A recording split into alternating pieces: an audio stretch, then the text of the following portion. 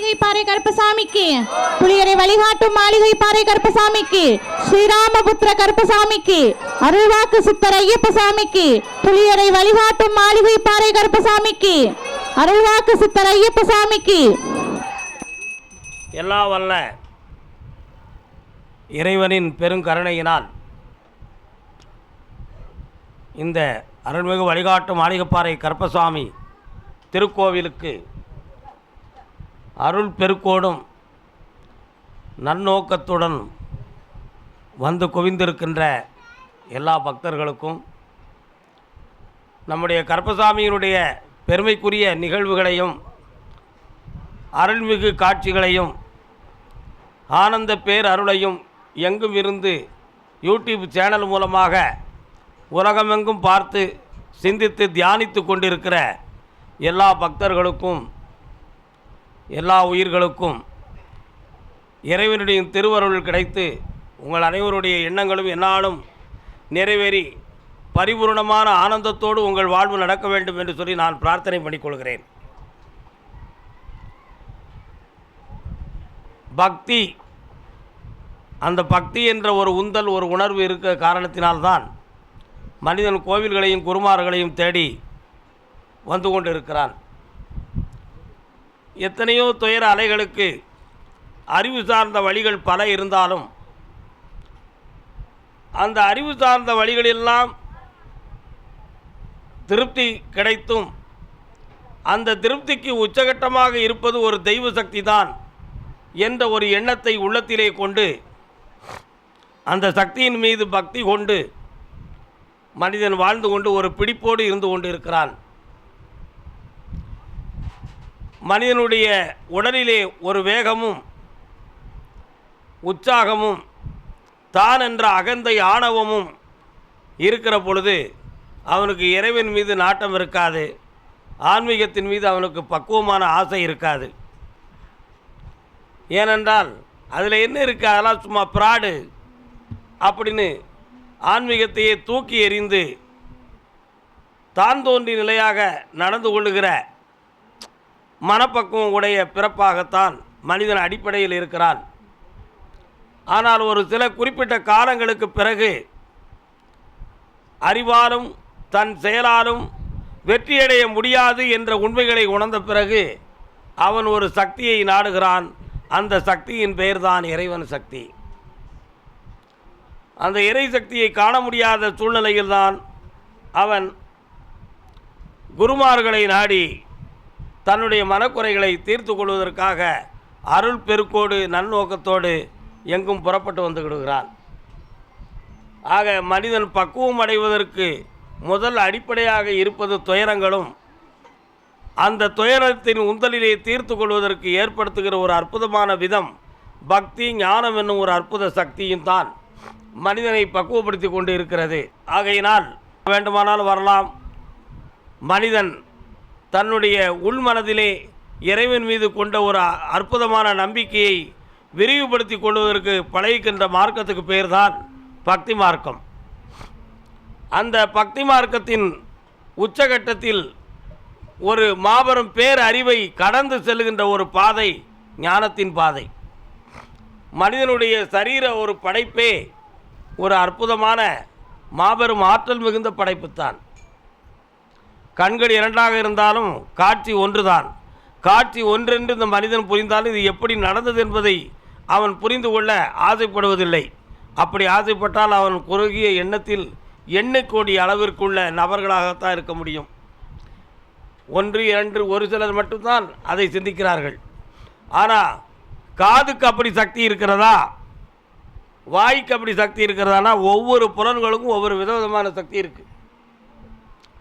இந்த படைப்பின் விசித்திரத்தை யார் இந்த அளவுக்கு சிந்தித்து ஒரு முகம் என்ற ஒரு தோற்றத்தை உருவாக்கி இரண்டு பக்கமும் இரண்டு கண்களை வைத்து பார்வை ஒரே நோக்கத்திலே வைத்து இப்படி இருந்தால் இந்த பிறப்பு நல்லா இருக்கும் என்று ஒரு அற்புதமான ஒரு எண்ணத்தை உள்ளத்தில் வைத்து இதை படைத்து வைத்தவன் யார் என்று ஆதியை தேடினால் இதுவரை யாருக்கும் பதில் கிடைக்கவில்லை.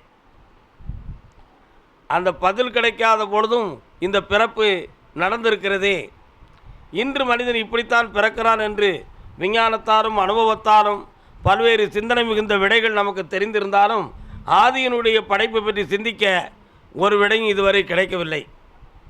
அப்படி நினைக்கிற பொழுதுதான் இறைவன் என்னும் ஒரு பரோபகரமான சக்தி தான் இந்த ஜீவராசிகளை படைத்திருக்கிறது என்ற ஒரு உண்மையை மனிதன் உணர்ந்து கொள்ளுகிறான்.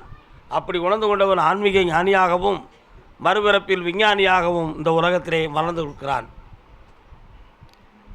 ஆகையினால் மனிதன் இறைவன் மீது கொள்ளுகிற பக்தி முரட்டு பக்தி இருக்கிறது, பரம பக்தி இருக்கிறது, காரிய பக்தி இருக்கிறது, எத்தனையோ விதவிதமான பக்தி இருக்குது. அதில் 3 விதமான பக்தி மிகவும் முக்கியமானது. காரிய பக்தி, ஐயா நான் எனக்கு இதை செஞ்சு தந்துடணும் கடவுளே, உங்களுக்கு நான் இந்த விஷயத்தை பதிலுக்கு காணிக்கையாக தந்துடுறேன், இது காரிய பக்தி. அந்த விஷயத்துக்காக கும்பிடுவது, அந்த விஷயத்துக்காக பிரார்த்தனை செய்து கொள்வது. பரோபகர பக்தி, எந்த விஷயம் நடந்தாலும் நடக்கவில்லை என்றாலும் இந்த பிறவியில் இறைவனை நாம் நோக்கி ஆன்மீக நிலையாக இருந்து இந்த பிறவி பயனை அடைய வேண்டும் என்று நினைத்து ஒருவன் இருந்தான் என்றால் அது பரோபகர பக்தி, பரம பக்தி. அந்த பரம பக்தியில் இருந்தவர்கள் தான் மகான்கள், முனிவர்கள், சித்தர்கள், யோகியர்கள் எல்லாம். பட்டினத்தார் முதல் விவேகானந்தர் முதல் ராமகிருஷ்ணர் முதல் வள்ளலார் முதல் எல்லோரும் அப்படித்தான் இருந்தார்கள். ஆகையினால்தான் அந்த பரம பக்தி உலகுயிரெல்லாம் வணங்கக்கூடிய அளவுக்கு அவனை அறிமுகப்படுத்தியது. காரிய பக்தி சாதாரண மனிதனைப் போலே உலாவ விட்டது. இதையெல்லாம் விட ஒரு கபட பக்தின்னு ஒன்று இருக்குது. அந்த கபட பக்தியை பக்தின்னு கூட சொல்லக்கூடாதுன்னு மகான்கள் சொல்லுவாங்க. பக்தனை போலவே பகல் வேஷம் காட்டி பாமர மக்களை வலையினில் மாட்டின்னு பட்டுக்கோட்டை கல்யாண சுந்தரம் ஒரு அருமையான ஒரு பாடல் எழுதினார் பார்த்தீங்களா? அதுக்கு பேர் தான் கபட பக்தி. கபட பக்தி பக்தனாக காட்சியளித்து பாமர மக்களுடைய மனதை, அவனுடைய கைப்பொருளை கொள்ளையடிப்பதற்கு வேஷமிட்டு திரிகிறதுக்கு பேர் தான் கபட பக்தி. உள்ளொன்று புறமொன்று வைத்து நடந்து கொள்கிற தன்மை. அந்த கபட பக்திக்கு ஒரு பொழுதும் பலன் இல்லை. இருக்கா? ஆகையினால் 3 விதமான பக்தியிலே ஒரு மாபெரும் முரட்டு பக்தியை கொண்டவன் யார் என்றால் கண்ணப்ப நாயனார். 63 நாயன்மார்களில் முதன்மை வாய்ந்தவர் கண்ணப்பர். வேடர் குலத்தில் பிறந்த ஒரு அற்புதமான ஒரு சிவபக்தன். அவர் பிறந்த குலத்தை தான் சொல்வதை தவிர குலத்துக்கு உயர்வு தாழ்வு என்று சொல்லவில்லை நாம். ஏனென்றால் மனிதன் நடந்து கொள்கின்ற மனதிலும் அறிவிலும் தான் உயர்வும் தாழ்வு இருக்கிறதே தவிர பிறப்பை வைத்து இல்லை என்ற இலக்கணத்தில் தான் ஆன்மீகமே இருக்கிறது. அதனால் பிறப்பிடம் பார்த்தல் ஆகாது. அவன் இருக்கும் ஸ்தானத்தையும் அறிவையும் பொறுத்து தான் அவனுக்கு உயர்வும் தாழ்வும். மனிதனுக்கு நடந்து கொள்ளுகிற தன்மை, வாழ்ந்து கொண்டிருக்கிற திறம், மனதில் அடைந்த பக்குவம், இவைகளில் தான் உயர்வும் தாழ்வும் இருக்கிறது. பிறந்த குலம் பிறப்பிடத்தை வைத்து உயர்வு தாழ்வு பார்ப்பதற்கு ஆன்மீகத்தில் இடமில்லை என்பதுதான் முக்கியம். பட்டினத்தடிகளார் ஒரு பாடல் சொல்லும் பொழுது அருமையாக சொல்வார். வாழால் மகவறிந்து ஊட்டவல்லே நல்லல்,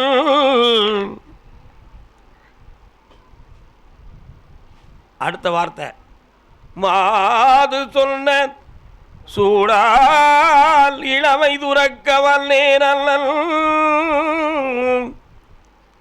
நாளாரில் கண்ணிடந்தப்பவல்லே நல்லல், நான் இனி சென்று ஆளாவது எப்படியோ திரு காளாத்தி அப்பருக்கே அப்பருக்கே. இப்படி ஒரு பாடல் இருக்கு. சிறுத்தொண்ட நாயனார்கிட்ட சிவபெருமான் வந்து பிள்ளைக்கறி கேட்ட வரலாறை சொன்னார். வாளால் மகவறிந்து ஊட்டவல்லே நல்லல் அப்படின்னு சொன்னார். திருநீலகண்ட நாயனார் மனைவிக்கும் அவருக்கும் ஒரு சின்ன மன உடைமை சரியில்லாமல் 2 பேரும் பேசாமல் இருந்தாங்க. ஒரு வார்த்தைக்காக மனைவிட்ட கோபிச்சுக்கிட்டு கடவுளே தஞ்சம்னு இருந்துக்கிட்டார். அமைதி. அவருக்கு பேர் நீலகண்டர். கடைசியில் சிவபெருமானை வந்து கடலில் மூழ்க சொல்லி, அப்படி கடல் வெள்ளம் அந்த அலைகள் ஒன்றாகும் போது 2 பேரையும் சேர்த்து விட்டுருச்சு. தொடமாட்டவன்னு சொன்னது தொட்டுட்டார் அந்த அலைகளில். அதான் மாது சொன்ன சூழால் இளமை துறக்க வல்லே நல்லல். ஒரு வார்த்தைக்காக வேண்டாம்னு சொல்லிட்டு போகக்கூடிய அளவுக்கு மன வலிமை எனக்கு இல்லைப்பா சொன்னார். அடுத்து சொல்கிறார், நாளாரில் 6 நாள் திண்ணனார் என்னும் கண்ணப்பன் நஞ்சப்பன் குலத்தில் பிறந்து நஞ்சப்பனுக்கு மகனாக பிறந்து வேட்டைக்கு வந்தார். ஒரு பன்றியை பார்த்தார், அதை விரட்டிக்கிட்டே போனார். அது சிவனர் இங்கே இருக்கிற இடத்துல போய் மறைஞ்சு கிடுச்சு. ஆனால் அதை அவர் கொண்டுட்டார். அங்கேயே கறி சமைத்தார். அங்கேயே கறி சமைத்து அங்கே ஒரு பூசாரி புரோகிதர் சிவபெருமானுக்கு அமுது படைத்து ஒரு பாத்திரத்தில் சாதத்தை வச்சு அமுது படைத்து அதை அவர் சாப்பிட்றத மாதிரி பாவனையில் மூக்குக்கும் காதுக்கும் இப்படி கையை காட்டி சிவபெருமான் சாப்பிட்டுட்டாரு அப்படின்னு பூசாரி அவரே ஒரு நம்பிக்கைக்கு வந்து 2 சட்டியை மூடிட்டு சாப்பாடை தூக்கிட்டு வந்துட்டார். இவருக்கு கோபம். சாமின்னு சொல்லுதான், கடவுள்னு சொல்லுதான், சாப்பிடு கையை தான் காட்டினா சாமி சாப்பிடலையே. அப்போ இவன் சாமியை ஏமாற்றிக்கிட்டுலாம் போகிறான். நம்ம இவருக்கு ஒழுங்காக சாப்பாடு கொடுக்கணும்னு இவனுக்கு ஒரு எண்ணம் தோண்டிடுது. புரட்டுத்தனமான ஒரு உணர்வு தோண்டிடுது. அவன் முதல்ல பூஜை பண்ண நினைஞ்சான், இது வந்து ஒரு விக்கிரகம், இது ஒரு அடையாள சின்னம், நம்ம அவருக்கு படைப்பதாக 4 மந்திரத்தை சொல்லி அப்படி ஒரு பாவனை செஞ்சுட்டு கதையை ஓட்டிகிட்டு போகணும்னு சொல்லி அவன் வந்தான் சிவகோசர். ஆனால் இவர் பார்த்தா இவன் ஏமாத்துறான், சாமிக்கு உண்மையிலே நம்ம சாப்பாடை கொடுக்கணும் அப்படின்னு நம்ம சாப்பிட்ற சாப்பாடை கொடுப்போம் அப்படின்னு சோறை பொங்கி கறியை வச்சு இலையை போட்டு தேக்கலையை வச்சு படைச்சி, சிவபெருமானே அவர் உன்னை சாப்பாடு சாப்பிட்டு கையை காட்டினார், உன் மூக்குக்கு வாசத்தை காட்டினார், வாய்க்கு ருசி இருக்க மாதிரி கையை காட்டினார், நீ சாப்பிடலை. அவன் உனக்கு நல்ல மனதோடு தரலாம், நீ வாய் திறந்து கேட்கலன்னு நினைக்கிறேன். நான் அப்படி தரல, உண்மையிலேயே நீ சாப்பிடணும், அதுதான் உனக்கு சமைச்சு கொண்டு வந்திருக்கிறேன். நீ சாப்பிடணும்னு வச்சுக்கா இந்த இடத்த விட்டு போக மாட்டேன் பார்த்துக்கான்னா. அங்கேருந்து ஒரு பதிலும் வரல. ஆனால் கடினமாக மனதை பக்குவப்படுத்தி நீ எப்படியா வந்தே ஆகணும், இல்லைனா உயிரை விட்டுருவேன் அப்படின்னு சொல்லதுக்கு ஆரம்பிச்சிட்டார். அப்படி சொல்லி முட்டுகிற பொழுது அந்த சிவலிங்கத்தில் ஒரு கண்ணிலிருந்து கண்ணீரில் ரத்தம் வந்துச்சு.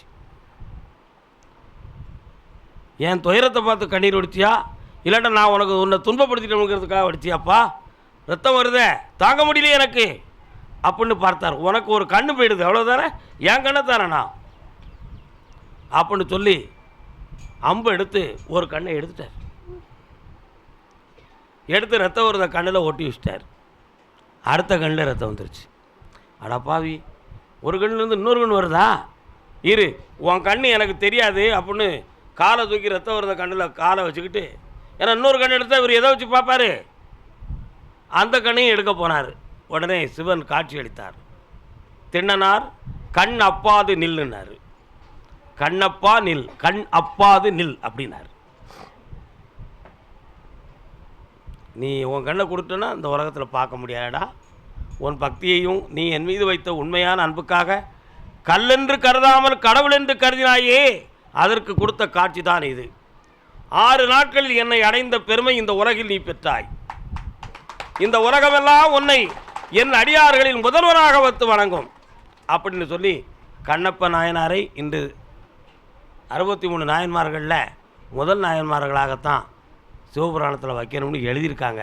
ஆனால் வச்சுருக்காங்களா இல்லையான்னு எனக்கு தெரியாது, ஆனால் அப்படி எழுதியிருக்கிறாங்க. அதைத்தான் சொன்னார், நாளாரில் கண்ணிடம் தப்ப வல்லே நல்லல். அந்த கண்ணப்ப நாயனார மாதிரி 6 நாளையில் உன் மேலே பக்தி கொண்டு கண்ணமில்லாத உள்ளத்தோடு தன் கண்களையே உனக்கு தானமாக கொடுக்கக்கூடிய அளவுக்கு தியாகம் படைத்த மனம் எனக்கு இல்லையப்பா. இவைகள்லாம் இல்லாத பட்சத்தில் நான் எப்படி போய் காலாத்தி அப்புறம் அடைய போகிறேன் ஐயா அப்படின்னு கண்ணீர் ஒடித்தார் பட்டினத்தடிகளார். அது மாதிரி பக்தி என்ன வேணும், மனசு, எதையும் கொடுக்குற பரந்த மனப்பான்மை. ஒரு வாய் சோறை கூட ஒரு சோறை பெற்றவனோடு சொல்லி பயப்பட்டு பானையை தூக்கி ஒழிச்சு வச்சவங்க நிறைய பேர். சாப்பாட்டை அளந்து போட்டுக்கிட்டு இருக்கான் தமிழ்நாட்டில் ஹோட்டல்களில். அந்த சாப்பாடை வயிறார போட்டால் அவங்களுக்கு புண்ணியம். மலையாள தேசத்தில் அளவு சாப்பாடு கிடையாது, எவ்வளோ நாளும் சாப்பிடுன்னு சொல்லுவோம். அதனால் அன்னம், மனிதன் உழைப்பு உயிர் வாழ்வதற்கு தேவையானது அன்னம். அந்த அன்னதானத்தை மனசார சிவபெருமானுக்கு கறியை சமைத்து நீ சாப்பிட்டு தான் ஆகணும்னு சொல்லி உயிரை விடுறதுக்கு முன் வந்தான் கண்ணப்ப நாயனார். ஆண்டவனே காட்சி கொடுத்தார். அதை மாதிரி நீ பொங்குன சாப்பாட்டை 10 பேர் சாப்பிடட்டும்னு சொல்லி தியாக மனப்பான்மையோட உயர்ந்த எண்ணத்தோடு நீ அன்னதானத்தை பண்ணு, ஆண்டவன் முன்னால் வந்து தோன்றி நிற்பான். பசிக்கு விருந்தாவான், நோய்க்கு மருந்தாவான், அவன்தானே இறைவன். இந்த எண்ணம்தான் அதற்கு தேவை, இந்த மனசு தான் அதற்கு தேவை. ஆகினால் மனதை பக்குவப்படுத்தி எல்லோருக்கும் உதவும்படி உள்ளத்தை தூய்மையாக்கி மனிதர்களும் நடமாடும் கோயில் என்ற உண்மைகளை உணர்ந்து எல்லா உயிர்களும் இறைவனின் பிரதிபலிப்பு என்பதை ஒரு பெரிய கற்கண்டு கீழே போட்டு உடைச்சாச்சுன்னா சிதறிடும். அப்படி தானே? சிதற எந்த துளியை எடுத்து வாயில் வச்சாலும் இனிக்கத்தான் செய்யும். கதக்குமா இருவ அப்படி எப்படி கற்கண்டு சிதறிவிட்டாலும் ஒரு சின்ன துகளாக இருந்தாலும் நாக்கில் வச்சா இனிக்கிறது மாதிரி ஆண்டவனுடைய பிரதிபலிப்பாகிய இந்த பிரபஞ்சமெல்லாம் இறைவனுடைய அருள் சக்தி, ஆத்ம சக்தி. ஒவ்வொரு ஆத்மாக்குள்ளேயும் அவனுடைய ஆற்றல் இருக்குது. ஒவ்வொன்றும் ஒவ்வொரு சின்ன சின்ன அசைவில் தன்னுடைய அற்புதத்தை காட்டும். ஆகினால் ஆன்மாக்களை இறைமயம் என்று உணர்ந்து கொள். எல்லா ஆன்மாவும் சிற்றுயிருக்கும் உற்ற துணையாய் நற்றுணையாய் இருப்பான் நமச்சிவாயமே என்று அறிவதைப் போல எல்லா உயிர்களிலும் இறைவன் இருக்கிறான். அதில் மேலும் இல்லை கீழும் இல்லை. ஆகினால் என்ன ஆன்மாவிலும் மனதும் இருக்கிறது, ஆண்டவனும் இருக்கிறான். மாசிலாத மனதே ஈசனுக்கு கோயிலாக இருக்கிறது என்பதை உணர்ந்து மாசிலா மனம் ஈசன் கோயில் என்று உணர்த்தி எல்லோரும் நல்லாக இருக்க வாழ்வோம். அருள்வாக்கை ஆனந்தமாய் தொடங்குவோம். வாழ்க.